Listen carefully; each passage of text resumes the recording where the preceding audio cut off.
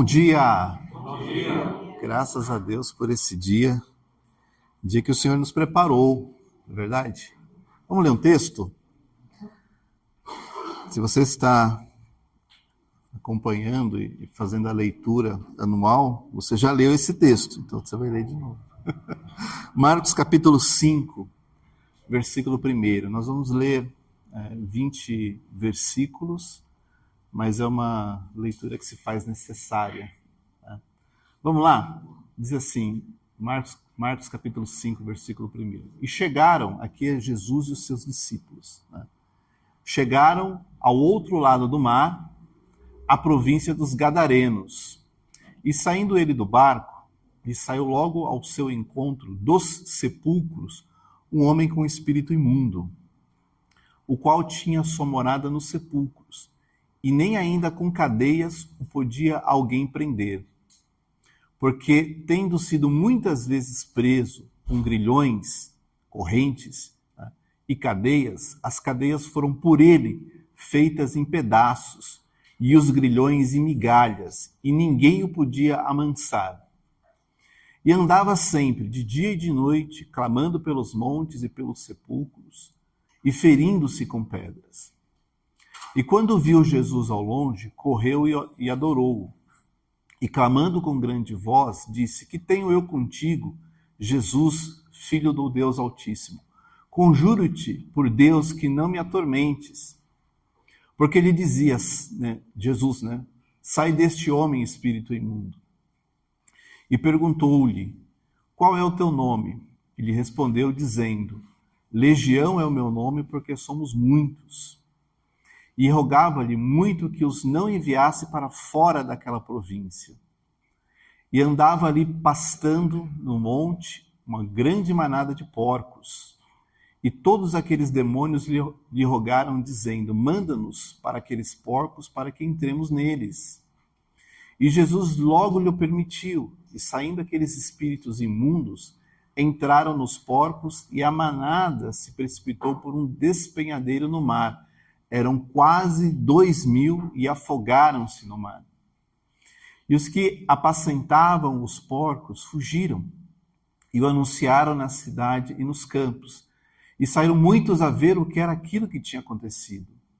E foram ter com Jesus e viram o endemoniado que tivera a legião assentado, vestido e em perfeito juízo, e temeram. E os que ali tinham visto contaram-lhes o que aconteceram ao endemoniado e acerca dos porcos. E começaram a rogar-lhe que saísse dos seus termos. E entrando ele no barco, rogava-lhe o que fora endemoniada que o deixasse estar com ele. Jesus, porém, não lhe permitiu, mas disse-lhe: Vai para a tua casa, para os teus, e anuncia-lhes com grandes coisas o Senhor te fez e como teve misericórdia de ti. E ele foi e começou a anunciar em Decápolis quão grandes coisas Jesus lhe fizera, e todos se maravilhavam. Amém? Só até aí, são 20 versículos, a passagem a respeito de Jesus. Não vamos falar dos porcos. Hoje a gente não vai falar dos porcos. Não vamos falar muito a respeito do espírito imundo, legião. A nossa reflexão hoje vai ser um pouco diferente. Essa é uma palavra para você pensar a respeito de outros aspectos, talvez menos associados à batalha espiritual, espíritos malignos, essas coisas todas. Porque o tema da ministração é ser testemunha dentro de casa. Amém? Vamos pensar um pouquinho naquela comunidade.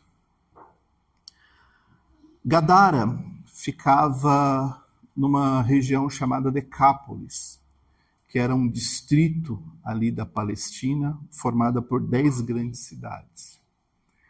E ali tinha uma vila, bem às margens do Mar da Galileia, onde Jesus chegou de barquinho com os seus discípulos. E aquela vila, vocês viram no texto, que era uma vila onde tinha um porto, então gente que vivia ali da pesca, gente que cuidava dos porcos. Deu a perceber que tinha um cemitério, tinham montes desfiladeiros, e aquela vila tinha que conviver com a realidade de uma pessoa endemoniada de dia e de noite. Imagina que se fosse o teu bairro. Você acorda de manhã, tem um cara gritando. Você acorda, vai para o trabalho, tem um cara correndo na rua, derrubando lata de lixo, chutando os cachorros. E não tinha como fazer nada, porque quem prendesse, ele arrebentava as correntes, não tinha cadeia que segurasse aquele cara. Imagina se você estivesse ali e precisasse, de repente, sepultar um familiar ou sepultar um amigo. Porque aquele homem vivia nos sepulcros. Então, imagina uma família chorando porque perdeu a mãe, porque perdeu o pai, porque perdeu o irmão, porque perdeu o filho, e passa o endemoniado gritando e chutando e derrubando tudo. Era a realidade daquela vila. A realidade daquela vila era essa. Imagina você indo ao mercado, ou a tua filha indo ao mercado, ou os teus filhos indo para a escola, e passava o homem gritando, espumando, e rasgando e atropelando todo mundo. Era a realidade daquela vila. Agora imagina que você não conhecesse aquela vila e estivesse chegando lá. Eu vim alugar uma casa aqui, né? O bairro é tranquilo? Né? Como que é o bairro? Normal, mas não vai muito no cemitério, não. Né? Ali não é um lugar muito... Né? Talvez as pessoas ficassem extremamente incomodadas de morar num lugar onde havia um homem perturbando a vida deles todos os dias. Aquela era a comunidade. Então imagina de repente, vamos fazer uma festa? Vamos fazer uma festa. Mas que dia? Que horas? Que lugar? Porque vocês sabem que tem aquele homem lá, né? Então se a gente for fazer uma festa, será que ele vai atrapalhar? Será que ele vai invadir? Será que ele vai tumultuar? A gente prende, mas com que cadeia? A gente já comprou tudo o que tinha de cadeia e ninguém consegue segurar. Era a realidade daquela comunidade. Você viveria num lugar assim? Você criaria os teus filhos num lugar assim? Mas era um homem só. Mas era a tua comunidade. Era a cidade onde você morava. Então imagina o quão incomodado aquelas pessoas não ficavam. Afinal de contas, elas moravam lá. E aquele homem estava lá. Agora imagina a família daquele homem. A Bíblia não conta muito a respeito da família dele. Será que ele era casado? Será que ele foi casado? Será que ele tinha filhos? Irmãos? Pai? Mãe? Ele tinha uma família. Como que a família lidava com aquela situação? Isso aí não tem jeito, não. Vamos fazer um almoço de família? Não vou não, porque vai estar o fulano lá e muita confusão, fica gritando, espumando, bate em todo mundo, se arranha. Melhor não. Imagina as reuniões de família. Fulano, moço tão bom, mas pena que está desse jeito, né? Não dá certo não. Imagina os comentários que faziam a respeito daquela família. Essa moça é parente daquele homem lá. Melhor não ter muito contato, né? Vai que isso é contagioso, vai que está passando. Inclusive fiquei sabendo que tem um outro aí que está indo pelo mesmo caminho. Imagina como que aquela família era vista no meio daquela comunidade. E se você fosse parte daquela família? Que sentimento que você teria de ter um parente todo atrapalhado, que todo mundo reclamava, que todo mundo ficava conversando pelos corredores? Chegava um parente, todo mundo mudava de assunto. Então imagina como que aquela família se sentia vendo um parente, um irmão, um filho, naquela situação. E aquele homem? Quem será que era aquele homem? Ele era casado? Ele era jovem? Ele já era adulto? A Bíblia não dá muitos detalhes a respeito de quem era aquele homem. Será que ele tinha momentos de lucidez, onde ele percebia, nossa, o que está acontecendo? Estou todo rasgado, todo sujo, todo arrebentado. E de repente ele apagava e não sabia mais para onde estava. E de repente ele tinha esses momentos de lucidez. Será que quando ele estava endemoniado, ele sabia do que estava acontecendo, mas ele não conseguia se controlar, porque aquilo era mais forte do que ele? Como era acordar todos os dias sem saber se ia ser um dia mais tranquilo ou um dia mais arrebentado, porque o demônio ia acabar com a vida daquele cara? A gente não sabe. A gente não sabe. Mas teve um dia que chegou um barco. E barcos chegavam todos os dias, porque era uma vila à beira do mar da Galileia. Então chegavam barcos todos os dias. Mas aquele barco era diferente. Saltou daquele barco um homem. E aqueles espíritos olharam lá para a margem e falaram, é agora. Chegou. E Jesus já chegou falando, sai desse homem aí. E os espíritos, não, mas a gente não quer, mas a gente não pode, mas a gente não vai. Mas ele mandou sair. E os espíritos saíram. Imagina o quão aliviado aquele homem pôde dar o primeiro respiro fundo e saber que agora ele tinha controle. Ele não estava mais dominado. Ele não estava mais controlado. Esquece os porcos. Todo mundo lembra dos porcos. Eram 2000. Né? Esquece as pessoas que ficaram reclamando porque perderam os porcos. Pensa no homem. Pensa naquele homem sentado, vestido e em perfeito juízo. E todo mundo chegou. Não era ele? Está normal? Está conversando?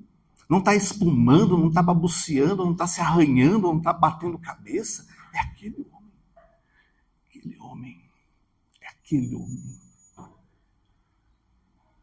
E é curioso porque depois que passou toda aquela situação, ele chega para Jesus e fala, Jesus, deixa eu ir com você. Deixa eu ir com você. E Jesus falou assim, não, você não vai não.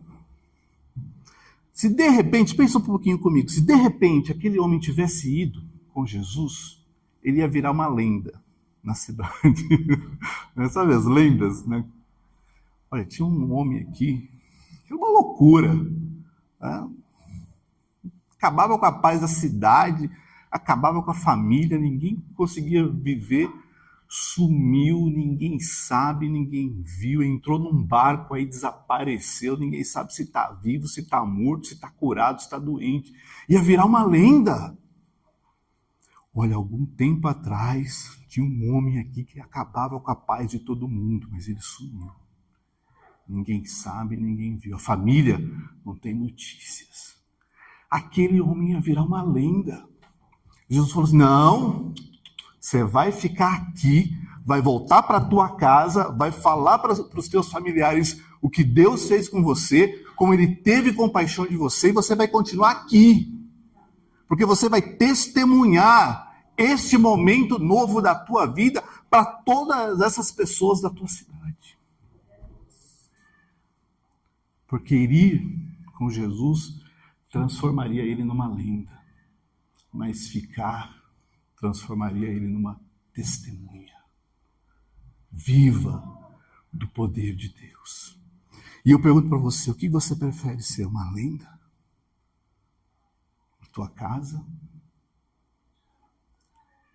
Ou uma testemunha das coisas maravilhosas que Deus tem feito na tua vida? Tira a questão do demônio, do capeta, do qualquer coisa. Pensa que tem tanta gente que vive uma situação muito parecida com aquele homem. Às vezes não é um demônio, mas é um vício. Jogo. Fulano de tal é tão bom, mas é viciado em jogo. Consegue guardar dinheiro, perde tudo, acaba com tudo, vive endividado. Aí a família fica falando, tinha tudo para dar certo, mas se não fosse esse vício, aí não consegue se virar, fica dependendo dos outros. E os amigos, não, empresta o dinheiro, não, acaba com o jogo. E se o problema desse homem não fosse demônio, mas de repente fosse porque ele era infiel, não conseguia ficar em nenhum relacionamento, porque todo relacionamento dava errado, era briga, era confusão, separa e vai para outra, briga, confusão, separa, vai para outra. Mas fulano de tal é tão bom, mas não tem mulher que dá certo com ele. Arranja uma, parece que vai. A última era tão bonita, tão legal, brigou, deu errado, separou e ele está aí, tem mulher para ele. E se de repente o problema daquele homem não fosse demônio, mas fosse enfermidade? Fulano é tão legal, mas vive doente. Qualquer coisa que come passa mal. Problema no coração, na pressão. Tem médico que resolve. Você percebe que às vezes a gente põe o demônio como uma coisa, mas tem tanta coisa que acontece que faz com que você, eu, teu irmão, teu amigo, teu parente, seja parecido com aquele homem. Porque no fim das contas ele estava atormentado. E às vezes tem problemas que te atormentam, que atormentam aqueles que estão ao teu redor, e você fala assim, puxa vida, mas tinha tudo para dar certo, mas é tão ansioso, tão preocupado que não consegue viver. É outro tipo de tormenta, mas é mesmo exemplo. E uma das coisas que faz toda a diferença é quando Jesus entra. Porque é quando Jesus entra, ele sai do barco e entra, aí começam as coisas. E eu tenho certeza que nas nossas vidas, Jesus saiu do barco e fez muita coisa por nós. E uma das coisas que faz toda a diferença é não transformar isso em lenda, mas transformar isso em testemunho. Talvez seja difícil para você falar das coisas de Deus para um estranho que você nunca viu na vida. Como que eu vou falar que Jesus é bom? Não conheço. Vai que ele acha que eu sou meio doido, fanático religioso que quer converter. Não, eu não tenho essa capacidade, então eu falo para vocês que já preguei para muita gente na rua, né? Mas não é para todo mundo. Né? Eu lembro de Santana de Parnaíba, vou fazer um parênteses aqui na pregação, né? Era aquela festa que tem em Santana de Parnaíba da crucificação de Cristo, né? Que é um teatro a céu aberto. Um homem, né, sentado falando de Jesus, e ele desabou a chorar. Porque estava precisando daquela palavra.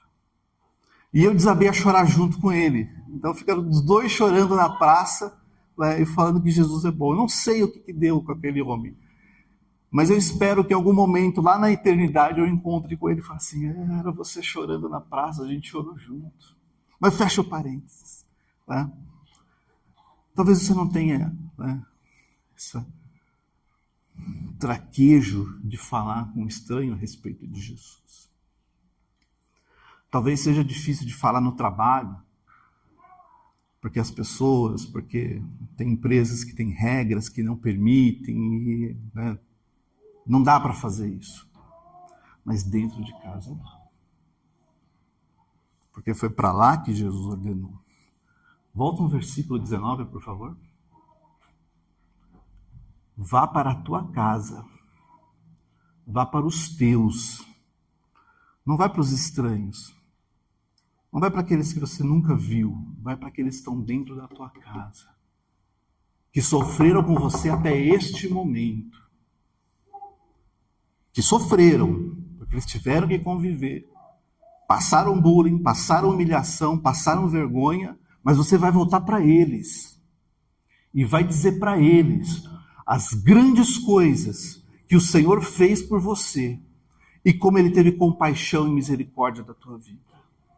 E às vezes dentro de casa, na hora do almoço, na hora do jantar, na hora do café, desliga a televisão e fala das grandes coisas que Deus fez por você, para a tua família, para os teus filhos. Porque às vezes a gente fica reclamando, a gente fica achando que está tudo difícil, que não está dando certo, que já está acabando o mês e eu não estou vendo nada. E ao invés de fazer isso, está na hora de falar das grandes coisas que Deus tem feito na tua vida dentro de casa. E fazer isso um hábito. Fazer isso uma rotina. Não vamos mais murmurar, vamos falar das grandes coisas que Deus tem feito nas nossas vidas e como Ele tem misericórdia de nós. Porque a luta vai sempre existir. Sempre vai existir. Vai acabar no céu. Mas aqui na terra, no mundo, você vai ter aflição. Mas tenha bom ânimo. E faça como Jesus disse para aqueles homens, para aquele homem. Vai para a tua casa. E fala para a tua casa que Deus está fazendo grandes coisas. Fala para a tua casa que Deus tem misericórdia de vocês. A gente está lutando, mas Deus está fazendo grandes coisas. Não estamos vendo nada, mas estamos confiando que Deus tem grandes coisas para fazer por nós. A gente vive numa geração que é fácil reclamar de tudo. Quem vive em condomínio e tem um grupo do condomínio, né? Você abre o grupo do condomínio, reclama porque faltou água, reclama porque faltou luz, reclama porque o porteiro não estava lá, reclama porque a luz está piscando, reclama porque está quente, reclama porque está frio. Para reclamar, não precisa pedir muito. Vem. Porque é uma geração que quer reclamar. Só que dentro de casa, você e eu precisamos falar das grandes coisas que o Senhor tem feito por nós. Amém? A gente tem que falar do Ebenezer. Até aqui o Senhor nos ajudou. E Ele vai parar? Não, Ele vai continuar nos ajudando. Então tem um novo ano. 2026 está aí. A comunidade, a família e a pessoa daquele homem foram completamente transformados. Porque vai para o versículo 20. Ele foi, não com Jesus para virar uma lenda. Ele foi, mas para fazer aquilo que Jesus disse. Eu vou falar das grandes coisas. E começou a anunciar quão grandes coisas Jesus lhe fizera. E todos ficaram duvidando? Todos ficaram discordando? Todos ficaram questionando? Todos se maravilharam. Você quer ver maravilha na tua casa? Fala das grandes coisas. Fala do quando Deus tem te ajudado até aqui. Não é fechar os olhos para o problema, mas é apontar os olhos para aquele que pode resolver todas as coisas. Porque Ele tem misericórdia. Porque Ele tem compaixão. E porque Ele faz grandes coisas. Amém? Porque todo mundo tem problema. Se a gente tirar o demônio daquele homem e colocar qualquer outra coisa, vai continuar sendo um tormento. A ansiedade, o medo, a depressão, a falta de dinheiro, problema no casamento, problema com os filhos. Né? Tudo isso atormenta a vida das pessoas, ou não? Claro! Outra gente que fica feliz, eu estou tão feliz que eu estou passando uma luta, não tenho dinheiro para comprar uma bala, mas graças a Deus por essa dificuldade toda. Não, ninguém gosta. Ninguém gosta porque é um tormento. Mas quando Deus faz grandes coisas, aquilo vira um testemunho. Amém? Então, eu pergunto de novo para você. Você quer ser uma lenda? Ou você quer ser uma testemunha? Deus te chamou para ser uma testemunha. Só que testemunha fala. Né? Sabe lá no juiz chama testemunha? Senta aqui no banco das testemunhas. O que você fez? Ah, eu fiz isso. E fulano fez aquilo. Testemunha é isso.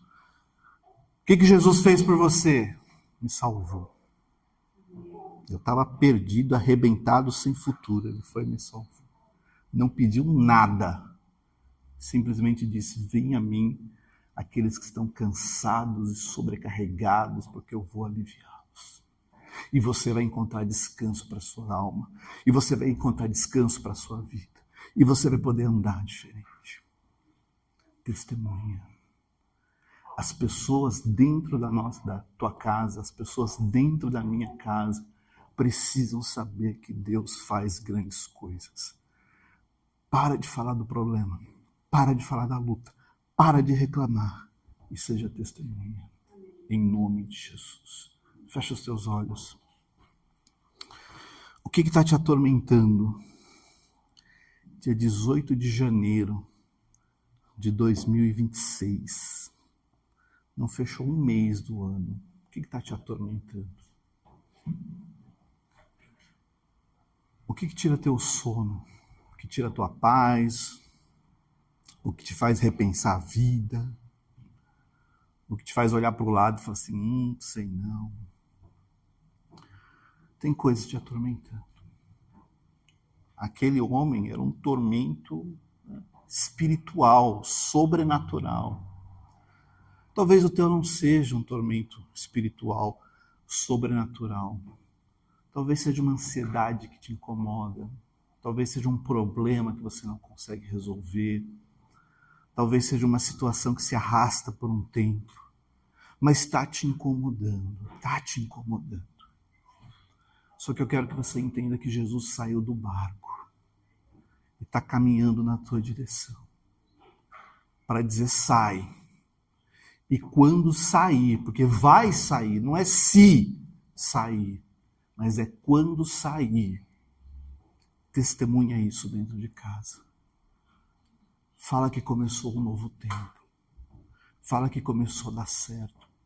Fala que começou a acontecer. Fala que Deus teve misericórdia. Fala que Ele não desamparou. Fala que Ele sustentou. Nos dias mais intensos, mais difíceis, Ele estava lá no momento da tormenta. Para dizer para você, não tenha medo. Para dizer para você, aguenta mais um pouquinho. Que está chegando o teu livramento em nome de Jesus.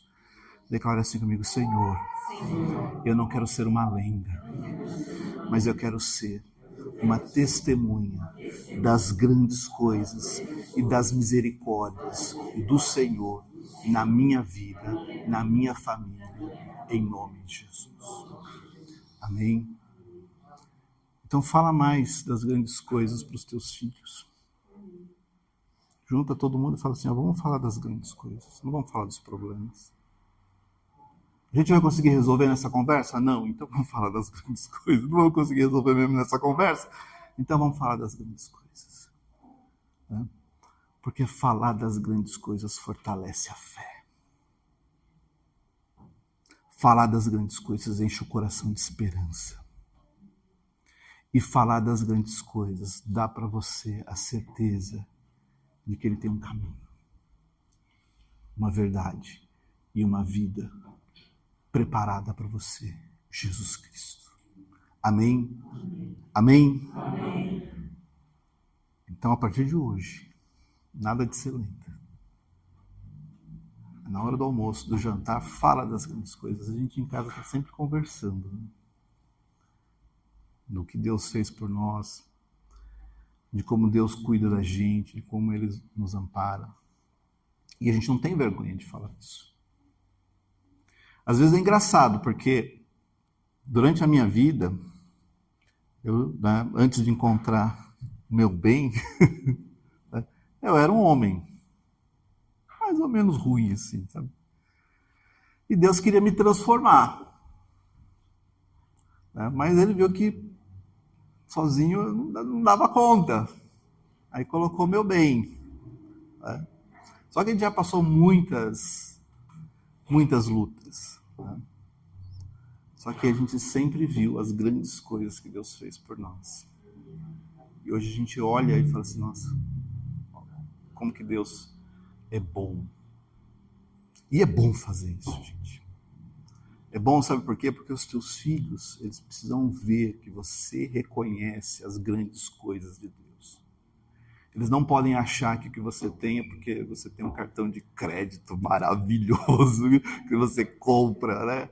Que você estudou bastante. Todas essas coisas ajudam, com certeza ajudam. Mas o que faz a diferença é Deus. Amém? Deixa eu orar por você. Feche os seus olhos, Senhor meu Deus. Obrigado por essa reflexão, Senhor. Às vezes a gente anda só pensando na tormenta, só sofrendo e achando que não dá, que não tem jeito, que não acontece. Mas olhando, Senhor, aquela situação daquele homem, daquela família, daquela comunidade, e ver como que o Senhor transformou aquela realidade, enche o nosso coração da certeza de que o Senhor pode fazer muito além daquilo que nós pedimos ou pensarmos. Então, Senhor, nas nossas casas, que nós sejamos testemunhas das grandes coisas que o Senhor fez por nós e das muitas misericórdias. Transforma o nosso coração. Nos tira, Senhor, toda dúvida, todo medo, toda ansiedade, toda tormenta, e que nós possamos glorificar o Senhor em todos os momentos da nossa vida. É o que eu te peço, meu Deus, em nome de Jesus. Amém e amém. Que Deus te abençoe.